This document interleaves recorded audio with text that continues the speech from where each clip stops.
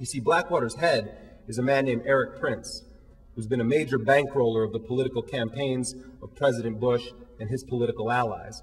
The number 2 man at Blackwater USA, who I'm going to talk about in depth in a little while, is a man named J. Cofer Black, a 30-year veteran of the Central Intelligence Agency, the man who after 9/11 was in charge of the hunt for Osama bin Laden.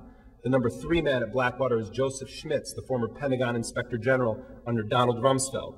Number 4, Robert Richer, the former Deputy Director of Operations at the Central Intelligence Agency. Number 5, Enrique Rick Prado, another senior CIA official, and the list goes on. And Bush's lawyer right now was Blackwater's lawyer before he ended up in the White House. So this is a deeply connected political firm. But in the bigger scheme of things, right now in Iraq, we're in the midst of the most radically privatized war in the history of our nation. There are on the ground 170,000 active duty U.S. troops in Iraq. They operate as the junior partner in the coalition that's occupying Iraq because there are 180,000 so-called private contractors.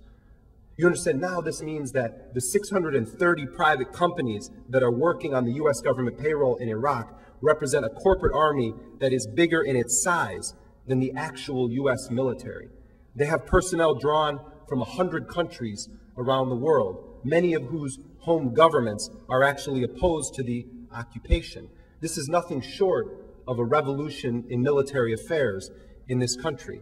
And it's not just about the looting of Iraq or the occupation of Iraq. It has everything to do with the looting of the U.S. Treasury, because billions of dollars in public money are being transferred to the private sector, where they're freed up to come back into the campaign coffers of the politicians whose belligerent policies give way for the meteoric ascent of these corporations who profit from an escalation of violent conflict in Iraq and elsewhere around the world. Blackwater stands out in the sense that it's the elite force. It's sort of like a boutique, a high-end boutique on a strip mall with a bunch of Walmarts. You have huge publicly traded mercenary companies like DynCorp, which is based in Texas. Blackwater's owned by that one man, Eric Prince, and it shields them in layers of bureaucratic secrecy. There's no shareholders at Blackwater, and the company has repeatedly refused to cooperate with the Congress when asked for information about its operations.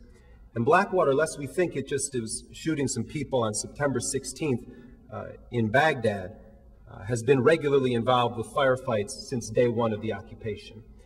Blackwater was given a $27 million no-bid contract to provide the elite bodyguard services for Paul Bremer. And as I've said, they guarded every ambassador since then.